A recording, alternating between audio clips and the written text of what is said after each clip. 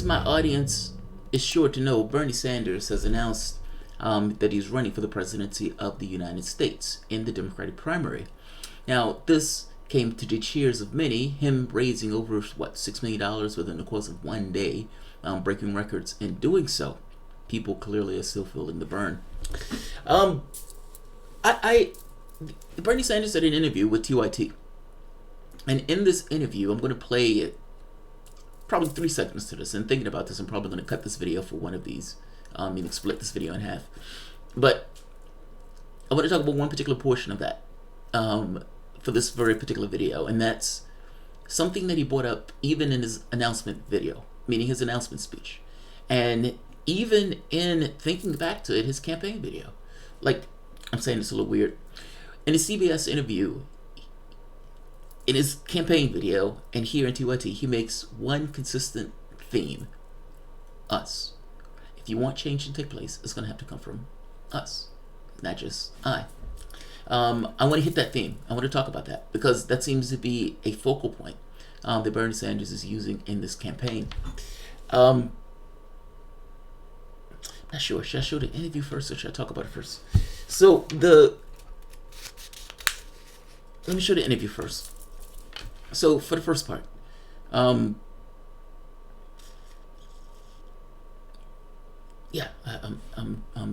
conflicted. Let's just show the interview first, and we can talk about it as we go through the interview. The first part has to do with Cenk asking him about the other candidates in the race.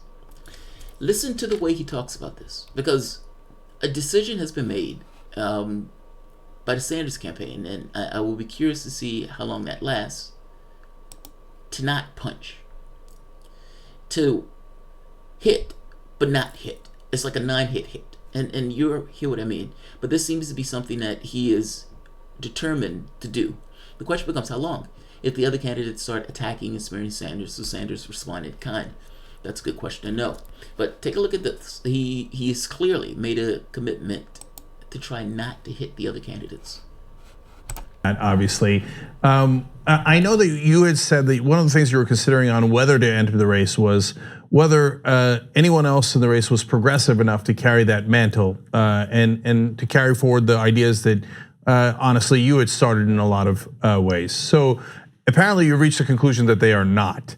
Well, the conclusion that I've reached is that I think I am the strongest candidate to defeat Donald Trump. I think we can win states that Clinton lost. I think we could win states like Michigan, Pennsylvania, Wisconsin, Florida, and maybe some other states as well. And I think the message that we are bringing forth is not just that we need to transform our economic and political system so that it starts reflecting the needs of working families and not just the 1%.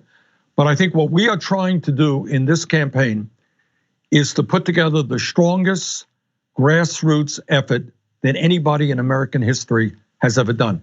We hope, Cenk, that within a week or two, we will be able to announce that we have 1 million people in every state in this country prepared to roll up their sleeves, help us win the Democratic nomination, help us win the general election, and equally important, help us take on the powerful special interest from Wall Street, the drug companies, the insurance companies, the military industrial complex, etc., to take them on so that we can finally create a government that works for all of us and not just the 1%.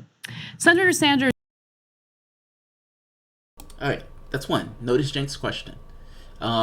You said that if someone else was progressive enough to carry the mantle, that you wouldn't get involved in a race. You clearly believe that you are the most progressive to handle it. Is this true? Now, this is a softball. In fact, the entirety of this interview was somewhat of a softball. I'll slowly toss this across, and I'll let Sanders just kind of bash it out the park. Now, which, fair enough. There is one question, however, that I wanted him to ask that I thought that's where they were going with it, and that is not where it went at all, which is another video that I'm going to bring up. But for this one, just understand what took place. Gave him opportunity to say something about the other candidates. He refused to do so, making the point we need to come together in order to take on the big interests. All right, let's let him keep going.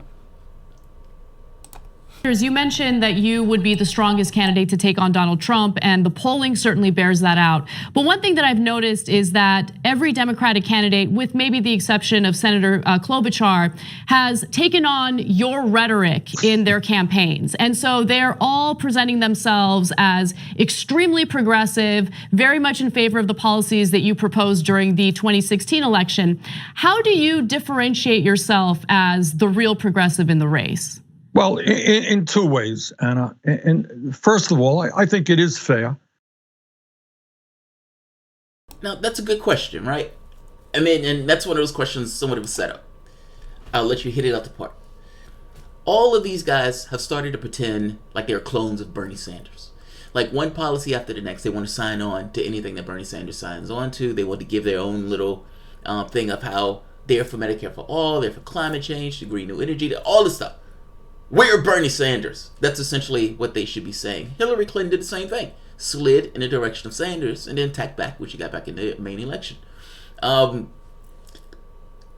Sanders is being asked, all of them are pretending to be you.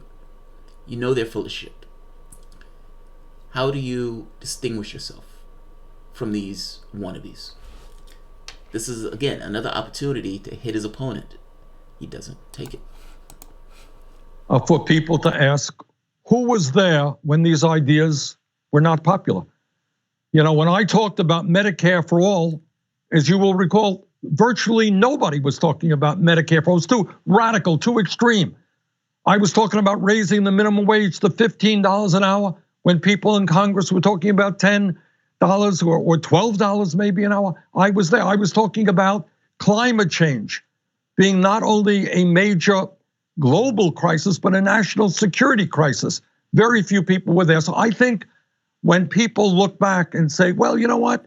Bernie was there talking about these issues when they didn't have majority support in polls. Maybe that's worth something. And second of all, what I understand, and let me underline this point, is I know many of the candidates are running. And those in the Senate are friends of mine, and they are good people. And you're not going to hear me disparage them.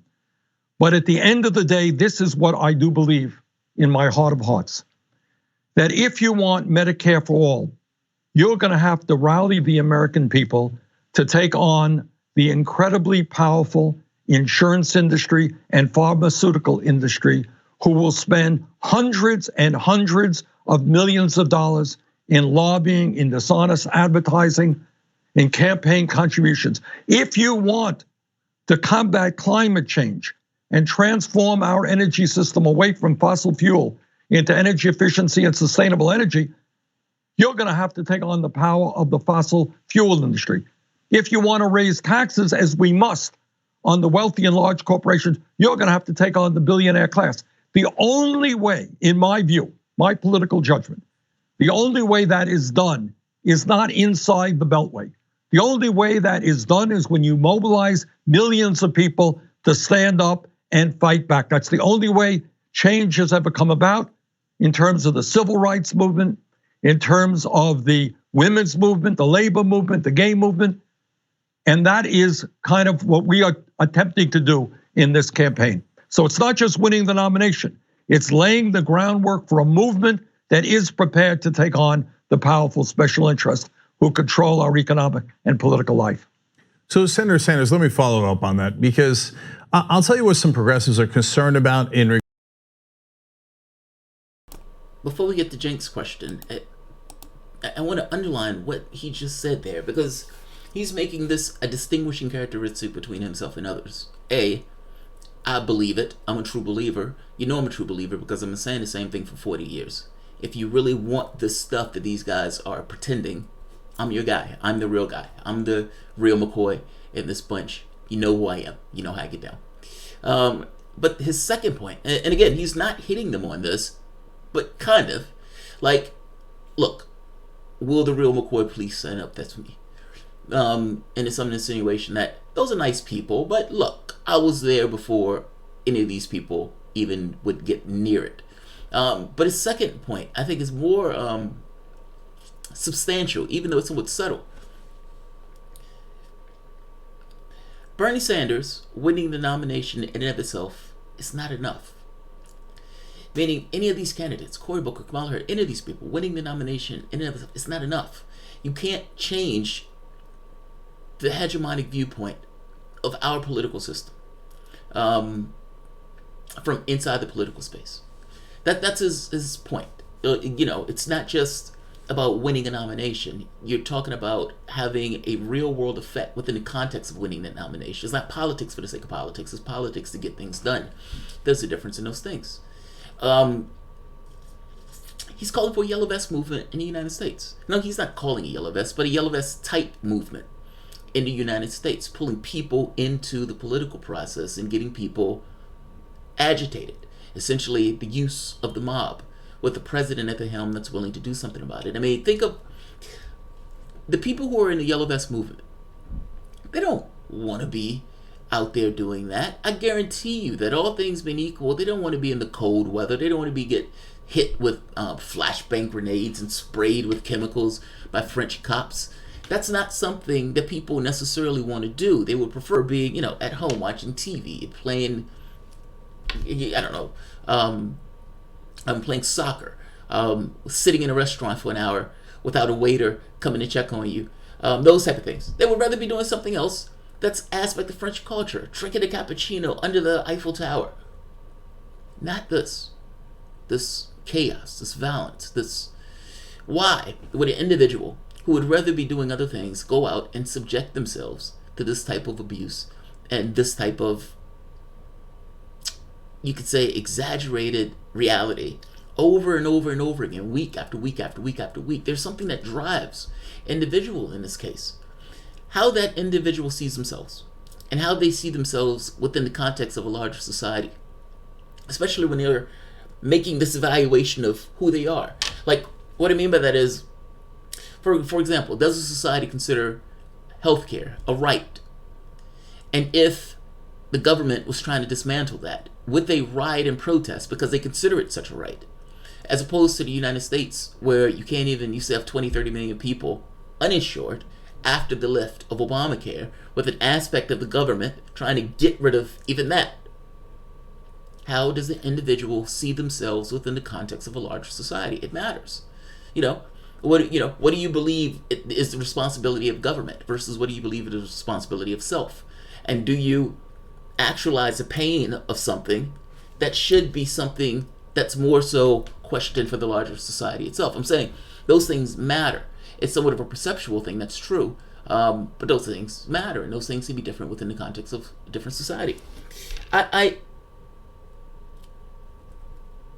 What point does the social contract breaks? I guess that's what I'm asking. In their case, Macron decided he wanted to lower taxes on the rich while simultaneously raising taxes on the poor. You're essentially, trying to solve the climate challenge on the backs of the poor, the people who can tolerate it the least. Well, at a certain point, this seems so brutally and radically unfair that whatever this item of a contract, it needs to be reworked, because something is not necessarily fair within the context of this society. Those people got out and rioted. They started setting shit on fire. In fact of the matter is, they got results, but they stayed out there. This was somewhat of a self-organizing group where 70 or 80% of the population agreed with what was taking place. What they did not agree with was what was taking place from the standpoint of the Macron government, and they were making that plain.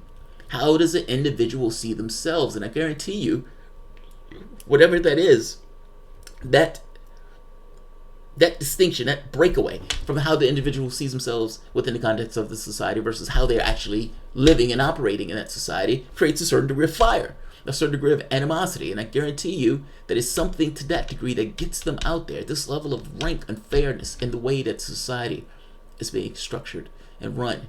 What we want is not being articulated in the political edifice. Is this a democracy or not? Apply this to the United States for the moment. Donald Trump passed a magnificent tax cut, putting debt on the backs of the American workers. When you get your taxes, and those taxes are going to be less this year, Donald Trump is to thank for that.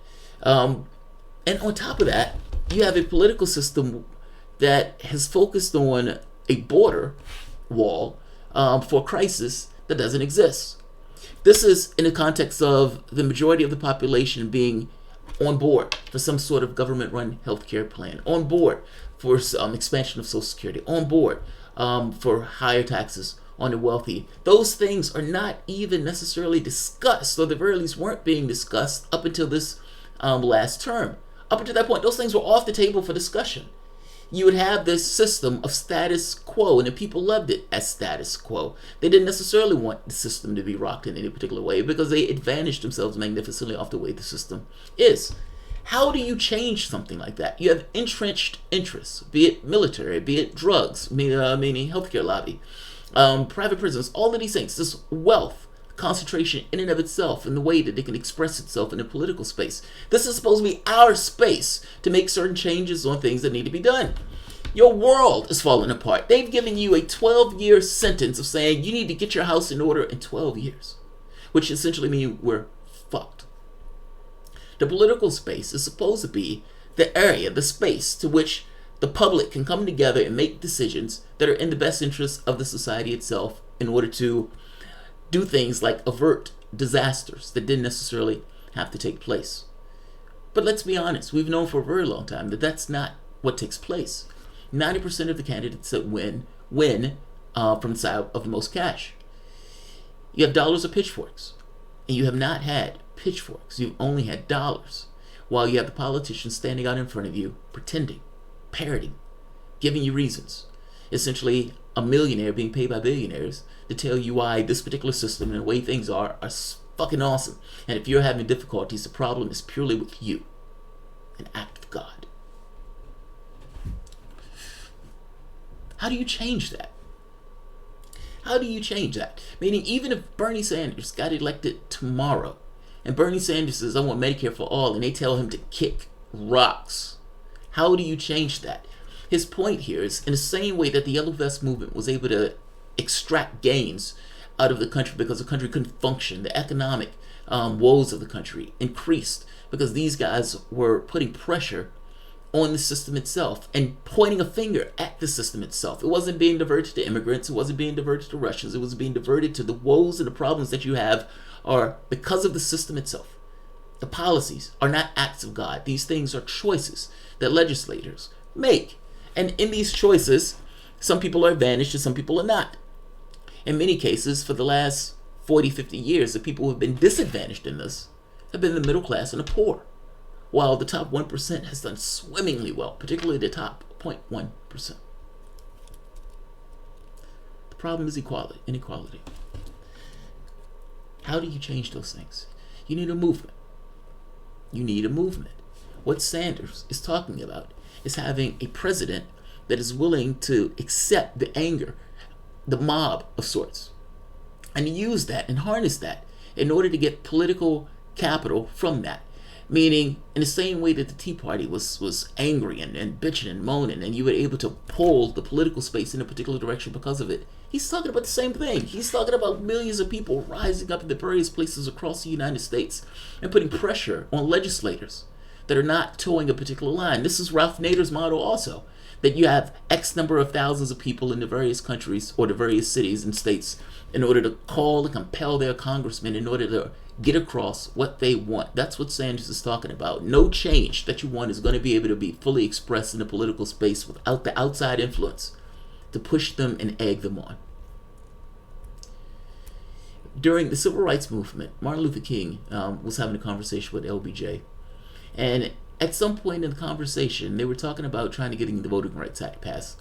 He had gotten the Civil Rights Act, if I'm not mistaken. He was trying to get the Voting Rights Act, but he had used up a lot of his political capital in order to do the first. And he told Martin Luther King, effectively, make me do it. Essentially, be out on the streets and keep those people out on the streets to keep attention on this particular item, to keep pressure on the people in this item with the reporters and the press asking constantly, man, here's another demonstration. Look at all these people who are for this particular agenda. The president has to do something. The president has to do something. What is the president going to do? Make me do it. Sanders is effectively saying the same. The catch here is not if Sanders gets elected. The catch here is there a new norm? That's the success of Sanders' administration or not, if Sanders gets elected. Is there a new norm? At the end of that administration, what is the hegemonic viewpoint that the media takes, that the political space takes? Have the Republican Party moved in any in order to compensate because of where Sanders is on the political ladder? Where is the calibration in the political scale? Or has the project failed entirely, in which case? But I think Sanders is right. God, this has gone too long. I'm sorry. But I what he's saying here is right. He will require a push. Please ask Cynthia McKinney or William Binney about the International Tribunal for Natural Justice. Okay, I'll ask him about it. I sent Cynthia McKinney a request to come back on the show. Now William Binney, I don't know, but Cynthia McKinney has been on the show once. Let's let this finish out. Because there's one more part of this interview that I want to talk about, but that's going to be on a separate video. In regards to some of the other candidates, Kamala Harris, Cory Booker, Gillibrand, and I'll tell them the same thing if they come on the. We are attempting to do in this campaign. So it's not just winning the nomination, it's laying the groundwork for a movement that is prepared to take on the powerful special interests who control our economic and political life. So Senator Sanders, let me follow up on that, because I'll tell you what some progressives are concerned about in regards to some of the other candidates, Kamala Harris, Cory Booker, Gillibrand, and I'll tell them the same thing if they come on the program, which is that they're worried that they're saying that they're for Medicare for all and Green New Deal, but that they're not really going to fight for it when they get into office. Are you also concerned about that? Look, I'm not here to disparage any of those people. I know them all and I like them all. I think people are going. Do you see my point? He did it again. He is making a concerted effort not to hit them. Like he's making a complete concerted effort not to hit them. I'm not going to disparage the other people in the race. You're in a race. You're in a race. You're in a primary. They're going to hit you in the face over and over and over and over again. Somebody asked, I remember an article, what type of Jew is Bernie Sanders? Now, aside from this sounding extraordinarily racist or problematic with this title, they're going to hit you with everything that they got. Now, I understand that you want to, be above it all, and I'm going to talk about issues. I'm not going to talk about the candidates themselves. But I think it's a fair question to ask, do they mean it? For Kamala Harris to get giggly on stage, I didn't tell my team, but I'm going to support Medicare for all now. And her team is like, what the fuck just happened? Like, you have to ask, do they mean it? You get in office, and it's like, yeah, I really want to support Medicare for all, and I really want to push for it. And so if Congress ever brings me anything, sure, I'll sign it. That's not the same thing as pushing for it. And that's damn sure not the same thing as being head of a movement in order to get political change. Obama had Occupy Wall Street. And what did he do? He worked with the other governments to crack down on Occupy Wall Street. If the Democratic Party really wants something to push and get them to do something, Occupy Wall Street was their moment in the sun. They could have stood out there and say, look at all of these people. And Obama could have been out there at the helm of that particular lightning rod. Those people were unorganized and disheveled, and something like that, a reach out in the political space, would have been an amazing, amazing opportunity to get things done. Not so much. I have a hard time believing that if Senator Sanders was out there, that it would have turned out the same way. So let's let him finish. But he's determined not to hit his opponents. I don't know if I like that, but I understand why. To have to kind of check the record. So, when I talk about Medicare for all, it's not just that I fought for that as a presidential candidate in 2016. Jake, I was fighting for that for 20 years. I live 50 miles away from Canada. That's where I'm talking to you right now.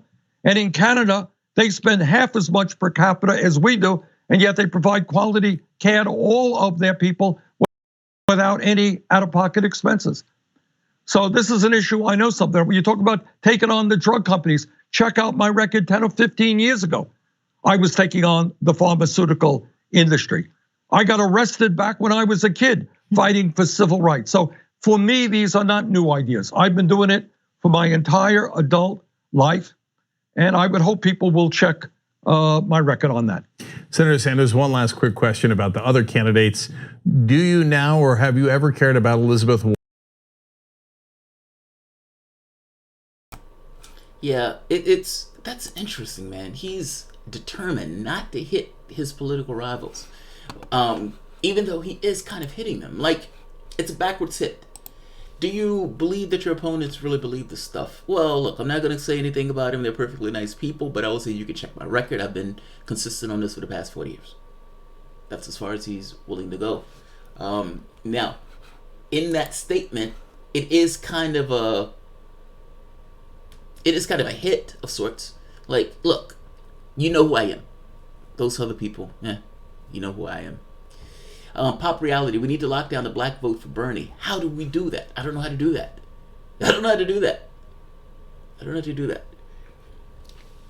Back chop. It's a gentle touch. Yeah, it is a gentle touch.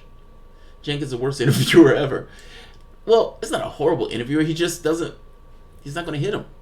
You know, it's like Donald Trump going on Fox News, or Rachel Maddow interviewing Hillary Clinton. It's a gentle touch. But Sanders, in his case, they're tossing it and letting him hit it over the cliff. He's going to be in one skeptical interview after the next coming up. So, you know, take it with a grain of salt. I understand where they're coming from. But there is one question that I would have asked that other channels may not necessarily ask, that being creatures of the left, I would be fascinated to know. But he's not hitting his opponents. I think you should watch Medicare for All versus Medicare for All Extra. The Medicare for Extras. Nonsense. If you ask me, is Medicare Extra better than what we have? Yes. But so what? Medicare for All would be ideal. I don't want to keep the current system in place. The healthcare industry has failed in any level of obligation to keep prices down while simultaneously providing healthcare. Why trust an entity that was essentially a leech, destroy those things, allow Medicare to take it all? If the healthcare industry wants to have things for like cosmetic surgeries and all that good stuff, have at it. But if you're born in this country and you're an American citizen, congratulations, your birthright is healthcare. It is a human right. And to the degree that we have the ability to provide it, we will provide it. You keep your doctor. The only thing that changes is that you don't pay at the point of service, and you know, the healthcare industries are gone. I love it. Sanders has a history of championing human rights. Yes, he does. I mean, you saw him getting pulled out as a black woman. Secondary, the only wars we're in are offensive. Yes, she wants to end those. That's logic. She won't use that. So, you're talking about Tulsi Gabbard. I watched a video that Jay Scott sent. He was slightly trolling. It was kind of like the Seinfeld thing where Elaine is extraordinarily happy. She's ecstatic. She's with this man. She's like, oh, God, I love him. He's awesome. This is the greatest guy on the planet. We had all this great conversation. The sex was amazing. And Jerry, you know, having this kind of complicated relationship with Elaine, asks, does he smoke? It's like, what do you mean? It's like, does he smoke? Does he smoke cigarettes? I know how much you hate cigarettes. Does he smoke cigarettes? Now, at this point, this is somewhat fucked up because ultimately he did smoke Elaine at the end of the relationship. It's like he trashed her relationship. Jay sent a video with Tulsi Gabbard talking about Israel. And she has these right-wing, she's an odd duck, man. On the Israel thing, she's been critical of Israel, especially from the standpoint of their murdering civilians and shooting, like using live ammunition. By the same token, she's been at these hardcore right-wing Israeli like dinners or speeches, like lectures. So I don't know where she is on that front. I need to find more information. In some cases, she's been critical. In other cases, she's, you know, like I said, been at these hardcore right-wing stuff. I'm not sure if she's. I'm not sure, but that would not be a bright spot. Just saying that her being at those things were not necessarily a bright spot. Pop reality. If we could swap Bernie with MLK, would we have a Democratic primary? Bernie is my MLK. I'm not moving. Oh, dude, I agreed. I mean, if we're talking about essentially, Martin Luther King they tried to water down who he was. The man was a radical. He had been put in jail one time after the next for pushing for civil rights. But it wasn't just civil rights in the sense of, I want you to look at me as an equal human being. It was also a recognition that you looking at me as an equal human being doesn't necessarily matter if I am broke, poor, on the streets, eating out of a garbage can, or for that matter, can't get healthcare. Like, you're not free unless you have certain access to your needs being met. If you don't have access to your needs being met, how are you free? Free to do what? I mean, ultimately, we're talking about trying to create actualized human beings, and for that, you need food, clothing, shelter, a sense of purpose. I would say a sense of purpose or a sense of belonging. Without those things, the individual suffers. And without those things, to some degree, the society will suffer as a result of that individual suffering. Particularly when you have a lot of human beings suffering, it looks like an illness within the society itself. There is no liberation without economic liberation on top of it. Martin Luther King understood it. He knew it. He was a socialist. The civil rights was interconnected with economic justice. You couldn't have one without the other. I hope that makes sense. If you're living in poverty, what is your image of self, especially within the context of this society where wealth is deified? And if you look at yourself a particular way, even though they may not necessarily be expressed in an individual talking about how they perceive themselves is somewhat of a reflection of the way the society perceives them. It is a difficult thing to disassociate how you view yourself with how the larger and wider society views you, particularly when you have a deification of profit in the way that we have a deification of profit. Being without it leaves a certain lacking within the individual, almost like a stain. What does that look like in the context of a larger society? I mean, I guess I'm trying to get across. There are policy things that are creating havoc within the individuals of the society. Those individuals may perceive these things as being purely individualistic to them, not necessarily recognizing that it is also the larger society that is impinging upon how they see themselves, and for that matter, how they operate within that larger society itself.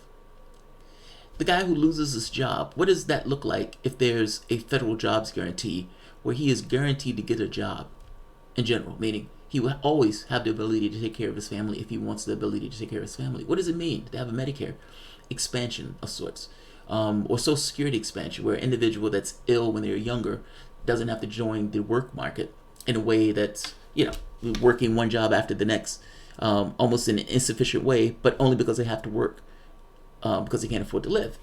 Like I'm saying, their society could be different, and those things are policies. Those things are not acts of God. King understood that, and those were some of the things he was pushing for. In fact, he was pushing for stuff outside the context of the Democratic Party. But some of those speeches are fascinating, man. When you go back and listen to some of the stuff he was saying. But pop reality, I understand where you're coming from on that. I mean, the social justice aspect. Because look, the fight for identity doesn't exclude the fight for economic justice. I mean, 95% of the wealth went to the top 1%. When you look at how much wealth various groups and demographics have, you'll be appalled. I mean, if you're African American, you'll be appalled. I think it was like $100,000 to like 10. And I don't even know if it was 10. I mean, it was a horrendous number, or horrendous difference between those things. How do you have a cohesive society with 40% of that society in some degree of poverty or not having access to their needs? It's just ripe for chaos. Believe it or not, MLK advocated for UBI. Yes, I do believe it. The neoliberal establishment doesn't want this or reparations to come to the forefront. Taj Marie, but you can understand why he would do that. If you listen, James Baldwin's speeches sometimes goes into this thing of the poverty that people were experiencing. Because as African Americans, you were locked out of certain jobs, you were locked out of certain aspects of society, you were looked at as being inferior, all of these things. But all of these things created structures of poverty, instantiating that poverty from one generation to the next.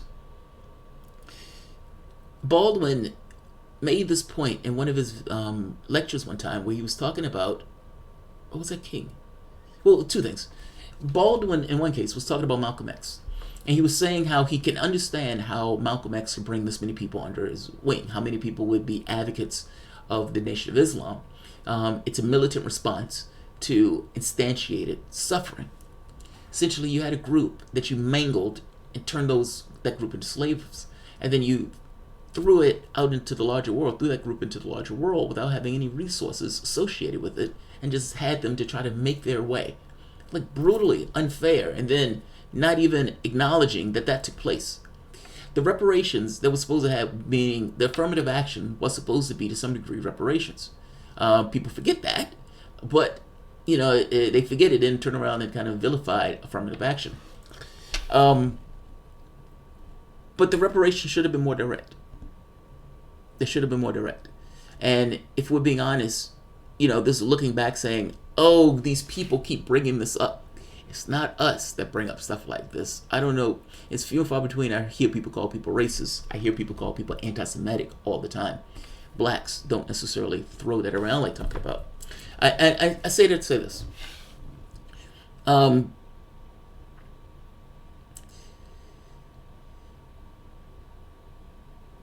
treatment is unfair.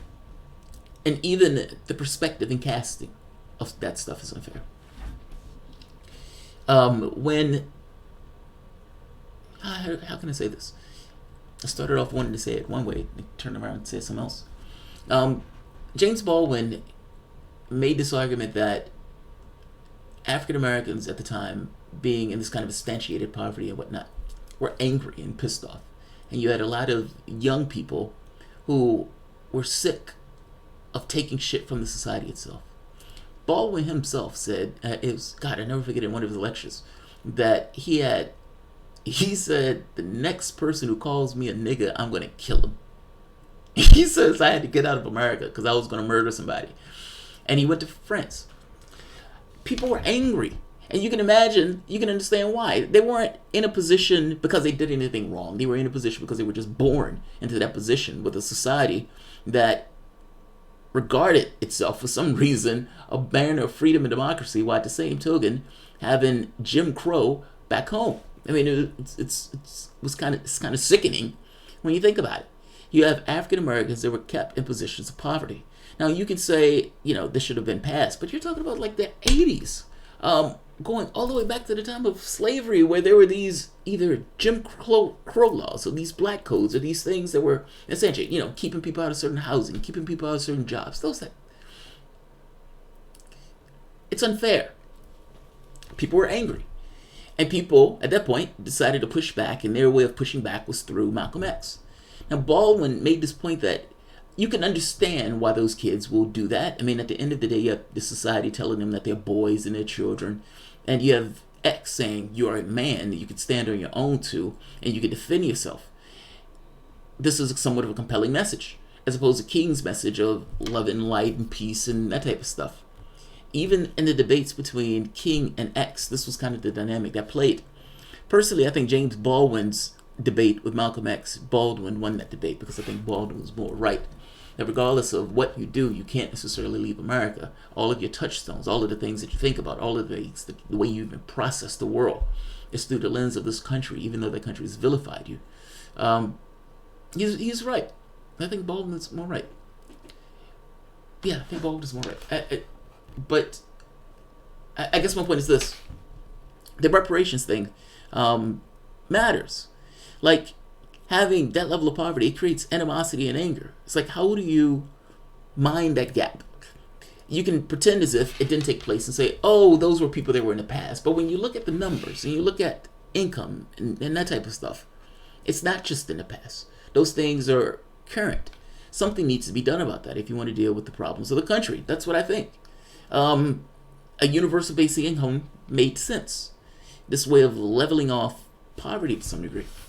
I think it makes sense. But yeah, they try to ignore that part of King. They pretend as if that doesn't exist at all. They just want to deal with the love and light stuff. He was a dreamer. He was a dreamer. He was a socialist that was pushing for radical change within the context of the society itself. And by the way, he got that change. I mean, 60s America, from the standpoint of civil rights and race, is different than 2019 America. It just is.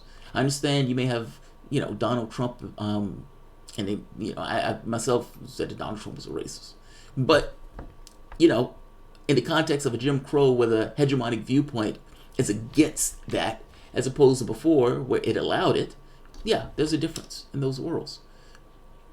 From an economic standpoint, however, that seems to be the next frontier. And the disassociation between economics and identity is somewhat of a false choice. It's not one or the other, it's both. Sanders, I guess my point is this. You can do that. You can do both. It's not one or the other, it's both. In fact, you need to do both. There is no such thing as focusing purely on identity and leaving the other economic point behind, because people are going to have problems. I would put to you that the problems that the Democratic Party is having right now is somewhat of a loss of legitimacy. Yes, wildly successful on social issues, but you've allowed the income inequality to get to such a bad extent that whereas the party itself was supposed to be the release valve for the capitalistic system, just kind of bellwether of sorts, it itself became a captive component. That much greed going around. All right, this is, I'm babbling and this is going on. Let's see, I'll take one more. I love human rights. Yes, I love human rights too. If you love communism, press 1. Everyone would do well to listen to a couple of hours of Baldwin. Baldwin is amazing, man. I watched my first introduction to Baldwin. I didn't know who Baldwin was until a couple of years ago. Maybe 4 years ago, 3 or 4 years ago. And he was in a debate, an Oxford Union debate with, what is his name? God, I can't think of his name. If I see it, I'll know it. But he was in a debate with that cat. And Baldwin, it had to do with the American Negro. The question had something to do with that. And Baldwin is standing there in the Oxford debate, and he's kind of like, this is a little weird experience, us talking about, quote unquote, the American Negro, with me standing here. Essentially, I'm saying something that is entirely about me, as if you're looking at me like I'm some kind of laboratory experiment. It was a fascinating conversation. And the way he weaves an argument, I was enamored by that. That made me... That's it, Buckley. That's it, Buckley. That's it. God, I love my audience. I love that you knew that. William F. Buckley, that's it. God, I love my audience. Fucking love that you knew that. Do you realize I could have been with anybody else that I know in actual reality, and nobody would have known that. Nobody would have known that. Fucking A.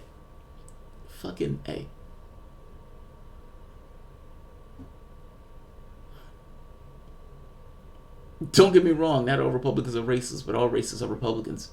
Buckley supported legalization of pot 30 years ago or more. It was a good argument.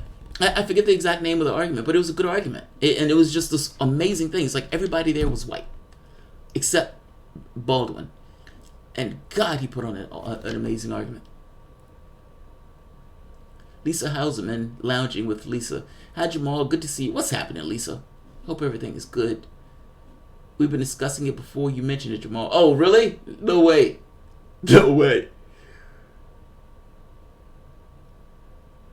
Brent McKinney, what are your thoughts on Michelle Alexander's book, The New Jim Crow? Should Bernie reach out to her? The New Jim Crow is an interesting book, right? So think of African Americans when dealing with the prison system, or the thing. People call it institutional racism. I don't like the term institutional racism. It's people being racist, or at the very least, in their heads, I am more like this person versus not like this person. And because I am more like this person, I give this guy less as opposed to this other guy who I think is an animal. I give more, this disassociation of people. I don't know if it's just blunt racism or if it's one of those things where people have a hard time seeing themselves in the other. And because they can't see themselves in the other, in this case, they're more inclined to be more hard-ass when they're dealing with the policies. However it is, African Americans tend to get 4 times more time, or let's say more time, for the same offenses, almost across the board, including more likely to be locked up in this case. Then you get to this thing of the chain gangs, and you get to this thing of prison labor, like paying people like 8 cents an hour to do a job. California got to the point where it was using its inmates to fight fires, and then making the argument that they can't let the inmates out early, even though they were supposed to let the inmates out early by judicial command, because it would hurt California in the amount of money that it would have to spend for actual people to do the job. We've been incarcerating people. Like, it's hard to get across how many people we have in our prisons. We have 5% of the world's population, meaning America. That's all we are, 5% of the world's population. 25% of the world's population is in our prisons. We have more people in our prisons than China, and China has 3 times more people than we do. It's fucking amazing. Come on. That's mind-blowing. That's a problem. That's an extreme problem. I don't... Should he reach out to her? Yeah, I guess he should. I guess the question would be, what could a president do? I mean, I strongly suspect Bernie Sanders will legalize pot. That, in one case, would at the very least stop cops from harassing and put people in prison for jail for that. I would go further and say maybe even instead of prison terms for hard drugs in this case, to have other avenues. Our society tends to allow us to be hard asses, but don't necessarily like policies that may actually work, but not dealing with hard ass. It's almost like if you can get across to people that you're doing something as strenuously possible, then those people will be okay with you doing it. As opposed to, that guy doesn't look like he's doing anything. But maybe he is. Taking a policy on this stuff may not necessarily be, I need to put that person in prison. It may be, if that person has access to the things that they need, maybe that person wouldn't need to go to prison. I mean, why are we putting all of these people in prison? And if we're putting this many people in prison, isn't that somewhat of an indictment of our system itself? Why does your system need to build prisons to this fashion? And why are you guys putting these people in prison? Like, that's my point is, those people aren't in prison for no reason. Those people are in prison for something. Something in the culture was in them or instigated or pushed them to behave in a particular way that ran afoul of the system. Now, why is that taking place? And if that continues to take place at such a degree, isn't that somewhat of an indictment of the system itself? Either A, it being wrong, going against human nature, or B, something's in your system is creating monsters. It's creating monsters. I don't know. I don't know if he needs to reach out to her. Maybe, yes, no, somewhere in between. But yeah, that is something that should be addressed. That is definitely something that should be addressed. He's been beefing up on the race stuff. Like on the, he's been hanging out like Black Lives Matter and some of these other groups in order to try to create, I guess you could say, bonds within the various interracial communities. Even in the videos themselves, you can see this thing of multiculturalism and everything else. He's going to need that. He needs those bonds. He will need to create those bonds because he will need a coalition of people. He's talking about a united front, black, white, gay, Hispanic, everything in between. All on board, all on deck. So yeah. Baldwin, you mean James Baldwin. Buckley physically threatened people more than once. Are you serious? That's hilarious. Given proper opportunity, we can all prosper. Yes! Yes! This is not...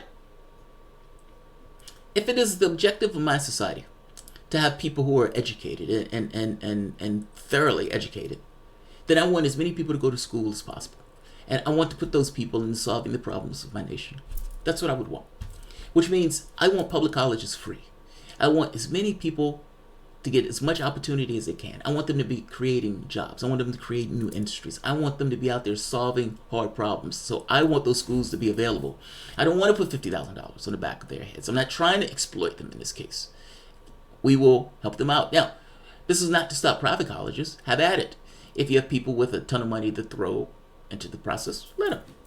But from the standpoint of us as a community, we should be able to have our public colleges and have those public colleges to be free. That's the first point. Again, if your goal is for as many people to go to school as possible, like the policy, like this stuff is not an act of God. Take the other thing. I'm going to expunge anybody's marijuana conviction. Your pardon. Have a good day. We're sorry. We shouldn't have been putting you in prison for this. We're going to change this over to schedule whatever. Pushing for a worker cooperative community of the economy and allowing that worker cooperative community to grow. dealing with the climate change thing, and if you're going to put money into it, lean that money to items of worker co-ops or unionized jobs. Like, there are winners and losers that you can pick, and you can pick choices that are in the best interest of the American public. Wealth tax, that's another thing. I think that's Elizabeth Warren's thing. But again, a tax on the highest marginal rate, so maybe a 70% tax on rate going back to the Kennedy era. You can do these things. It is the richest country on the planet. Either if you believe you can do big things or you don't believe you can do big things, both of those things are true. Both of those things are true. Sadly, Chomsky is a shell of himself. Ugh. I love you all. Create a better world. Go vegan. Oh man, you put a knife in me.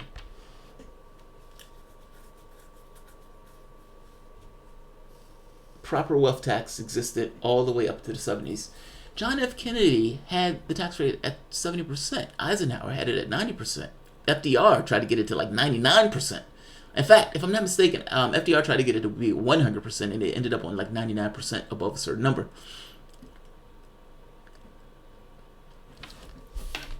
Understand.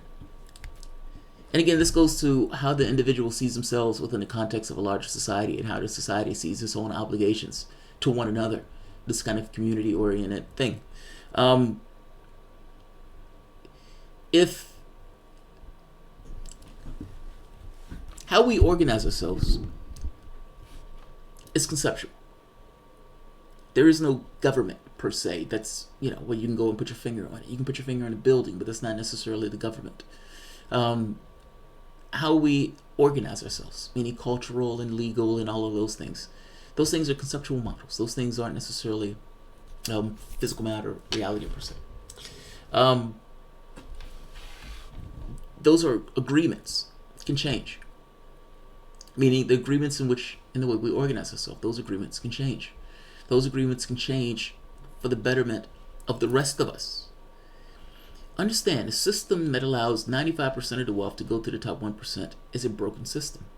If you're outside of your own context for the moment, and you look at the world and you look at the wealth that's accrued in the hands of a very tiny section of the population, and accept for the moment that in order for them to get that tiny percentage of population, that much wealth, that labor allows them to do that. Meaning your labor, the labor of the 99%, you going out there and working, doing the coffee, tilling the wheat or whatever, making the concrete for the street, fixing the light bulbs, serving the food in the restaurant, writing the computer programs, all of those things are requirements of us, human beings, the 99%. In order to make that work, in order for them to be billionaires, it requires us. Any level of a social contract that doesn't take that into account is a flawed social contract. This exploitative relationship shouldn't exist in the way that it exists, and it needs to change. It needs to change, and that's going to take numbers.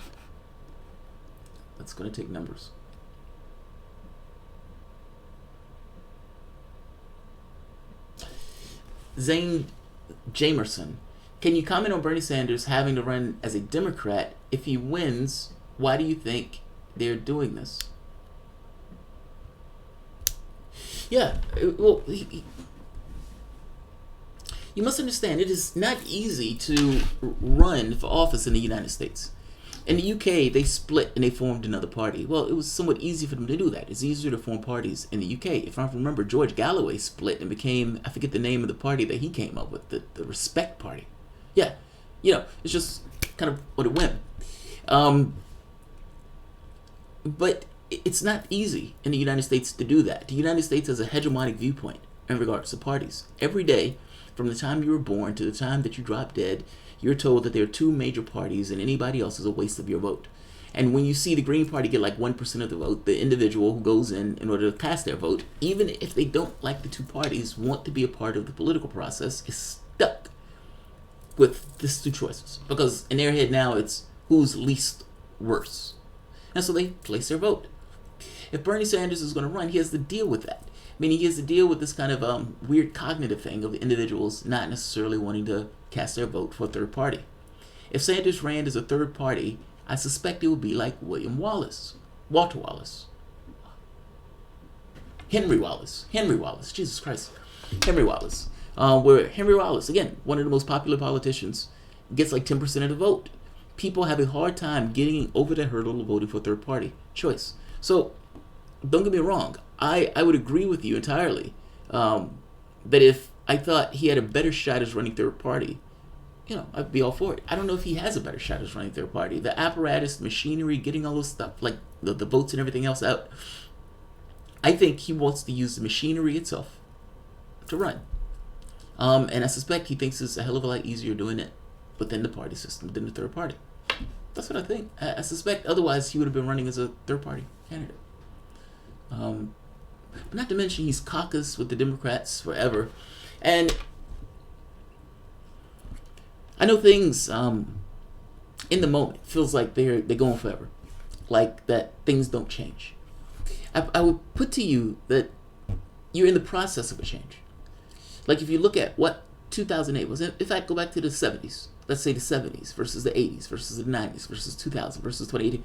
All of those things are seriously changed within the context of even the decade itself. The way people's clothing was, that they were changed.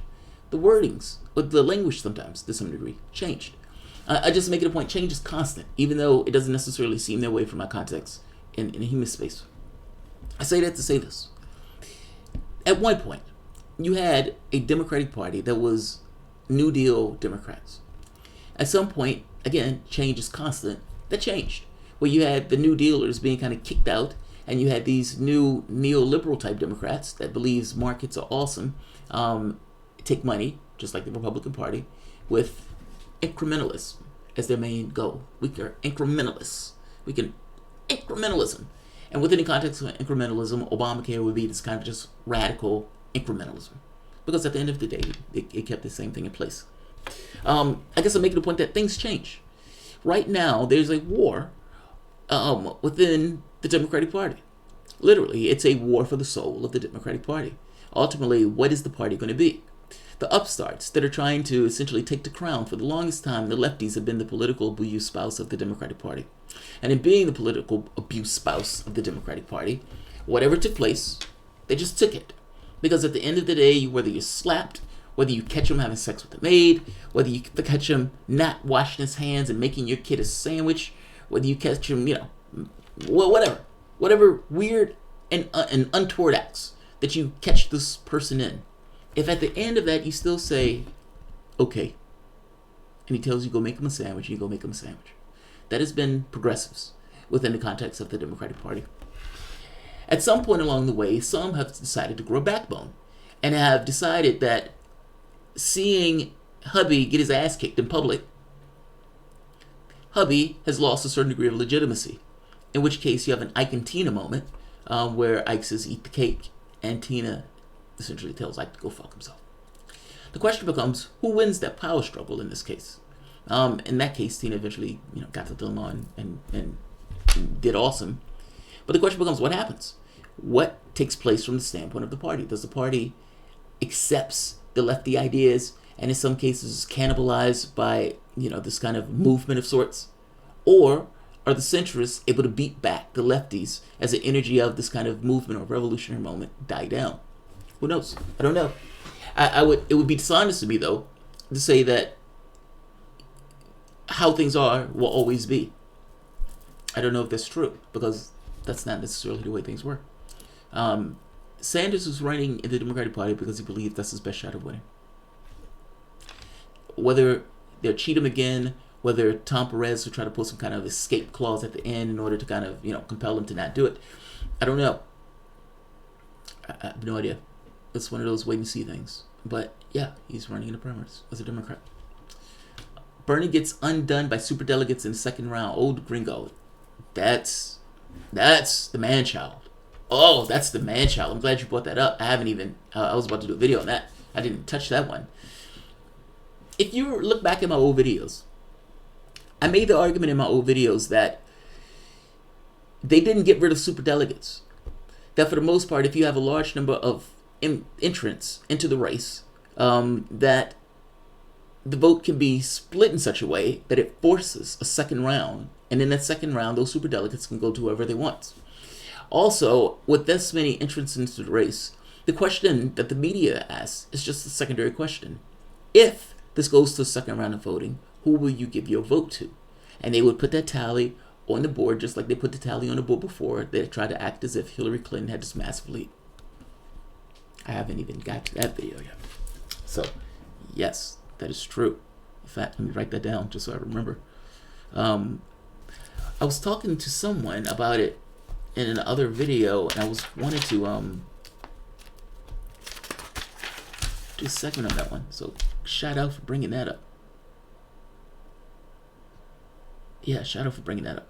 Everybody was celebrating the super-delegates thing, and I was like, but they haven't got rid of super-delegates. They haven't got rid of super-delegates. And here we are.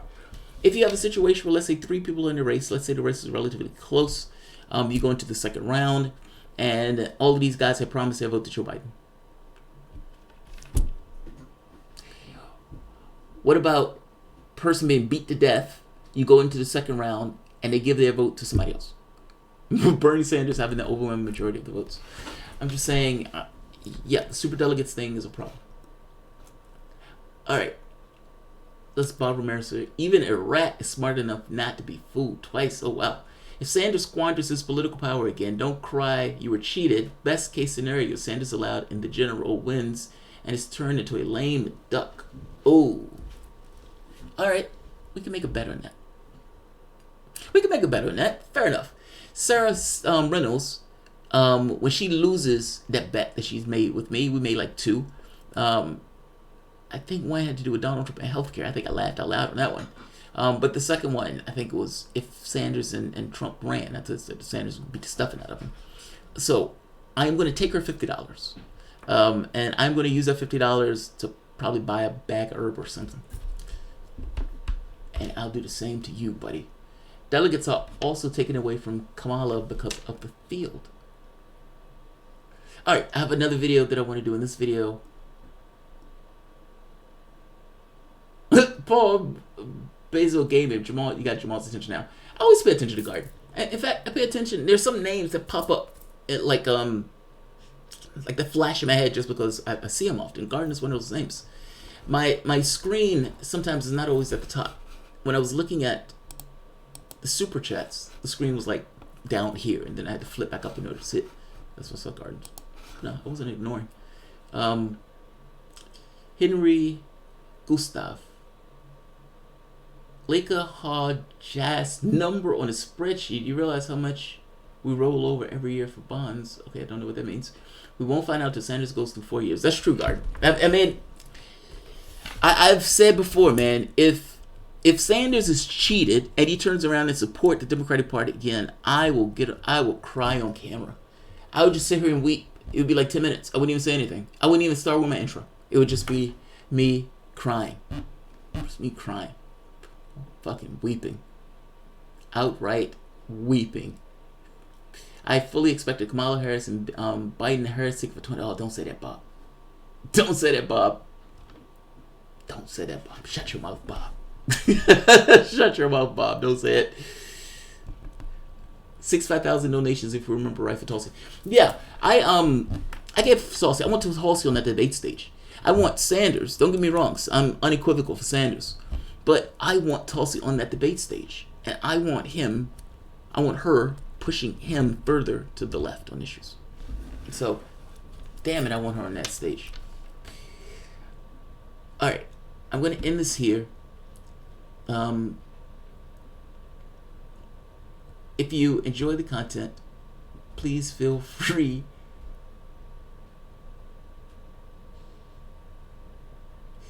Pop Reality. Will Warren step down and endorse Bernie once her chance is gone? Yes.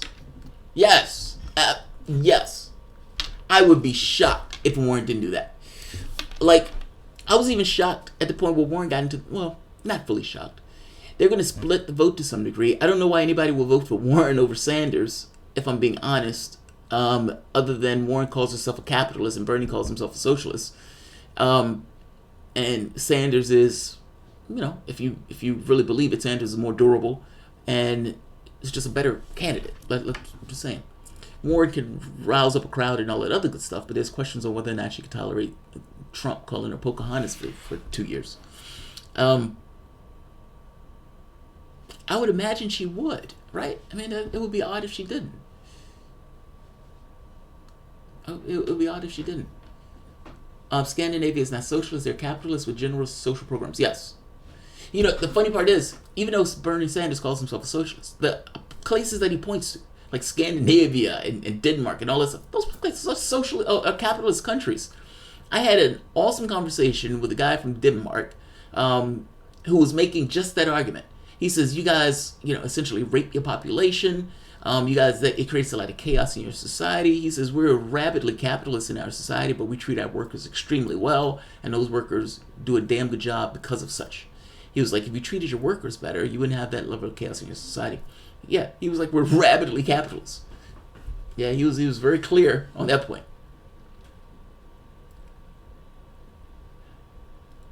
All right, I'll end this here. If you enjoy the content, please feel free to share, like, subscribe. You can always support through PayPal or Patreon. And by the way, thank you guys for your support for the channel. Hold on, let me check one thing. I always have to check Streamlabs because I don't want people to miss it. All right, good. All right, guys. I'll see you guys. What time is it? All right, I'm gonna play some chess for a bit, but I'll see you guys in maybe an hour or so. Also, my wife and I are going to be on the channel at 6 p.m. I have no idea what we're going to call the show yet, but it's going to be a recurring show when she comes on. Yeah, I don't know what to call it. She was like, she said hit or misses, like HITORMRS. And I said that didn't really make sense, even though I understood it. Like, I know what she was getting at. But the misses implies an individual, whereas the hit implies something else. It's asymmetrical. It's out of sync. Hit or misses. I'm sorry. I'm just saying. Hits or misses. Yeah, but the first part is a person. The last part is a person. Like the last. It's just a play on the word. I know, but it's a play on the word that's inconsistent. You're talking about one that's pertaining to an individual or a thing, and the other one that's just a word. What do they say? They agree with me. I doubt it. They do. They do. I'll look at the chat later. You do that. You do that.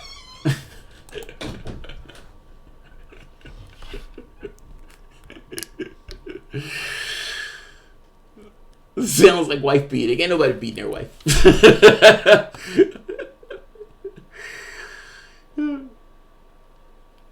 Alright, I'm gonna end this. I'll see you guys in about 30 minutes or so. In fact, I may just play chess online after this video, so I may get one game in and do the analysis. I've been trying to do that to keep myself honest with that, so I'll see you guys in a few. Thanks all. And we out.